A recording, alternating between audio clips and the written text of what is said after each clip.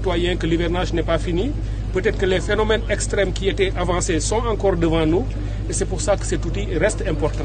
Et donc nous restons tous déterminés. Mon équipe opérationnelle que j'appelle l'état-major, je leur ai demandé d'être toujours en mode veille et de vigilance, puisque tant que l'hivernage ne sera pas terminé, on peut toujours faire face à des défis. Et cet outil dorénavant va nous permettre de les prévenir, de pouvoir prendre les dispositions quand c'est nécessaire de fermer les routes dans certaines zones pour éviter que des gens soient pris au piège dans leurs véhicules dans ces routes, de faire en sorte que certains hôpitaux soient également allégés du point de vue des patients qu'ils peuvent recevoir quand on annonce des phénomènes extrêmes dans ces zones-là. Donc ce sont tous ces outils-là, tous ces outils qui nous permettront d'avoir vraiment un peu plus d'effet ou d'impact sur la gestion. Donc voilà pourquoi on est très très heureux aujourd'hui. Je voudrais féliciter toutes les équipes du ministère qui ont porté ce projet, tous les autres ministères qui ont collaboré et tous les acteurs, aussi nos partenaires techniques et financiers qui ont accompagné, notamment l'AFD et le Fonds Vert Climat, mais également le groupement qui nous a donné cette technologie. Et j'ai insisté beaucoup sur le fait que lorsqu'on acquiert ce type de technologie dans notre pays, j'insiste, et c'est la nouvelle démarche du gouvernement, c'est le président de la République qui nous a donné des instructions très très fermes là-dessus. Le Premier ministre le suit quasi quotidiennement.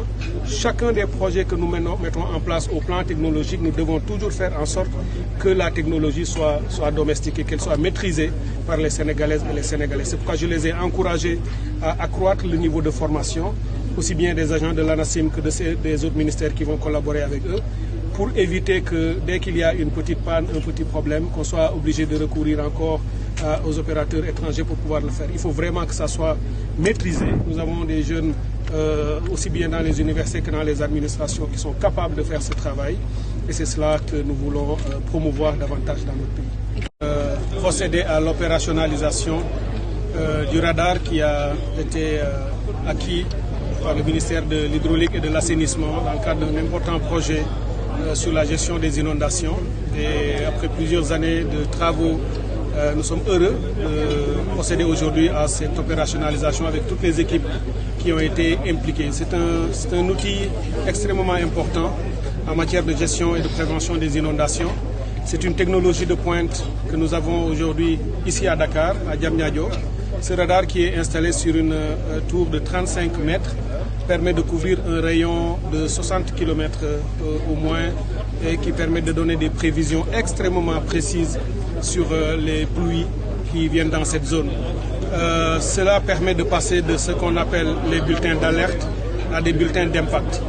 Et la première satisfaction que j'ai aujourd'hui ici, c'est d'avoir vu cette co-construction, cette mutualisation des moyens au sein de l'État et de voir plusieurs ministères qui ont collaboré et qui ont coopéré sur ce projet porté par le ministère de l'Hydraulique et de l'Assainissement qui a réalisé cette œuvre magnifique et en tout cas importante pour nos concitoyens et qui va le céder à l'ANACIM qui dépend de notre ministère. C'est vous montrer les efforts qu'il y a ici dans ce gouvernement en matière de décloisonnement, en matière de mutualisation pour que les ressources de l'État soient les mieux gérées possible.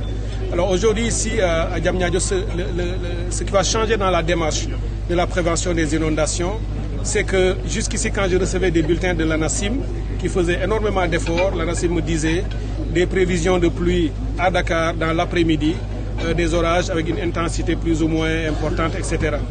Avec cet outil, cette innovation technologique, nous allons avoir plus d'impact et plus de précision.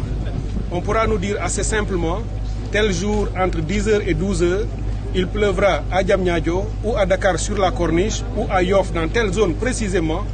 S'il y a par exemple des hôpitaux dans cette zone, ils prendront les dispositions. S'il y a des écoles, ils prendront des dispositions. S'il y a des lieux publics qui accueillent du monde, également ils prennent des dispositions. Le radar permet de donner des précisions encore plus fiables sur même les quantités de pluie qui pourraient tomber, les vitesses d'écoulement des eaux sur certains axes routiers, avec les pentes qui sont calculées avec un autre instrument, le modèle numérique terrain, etc.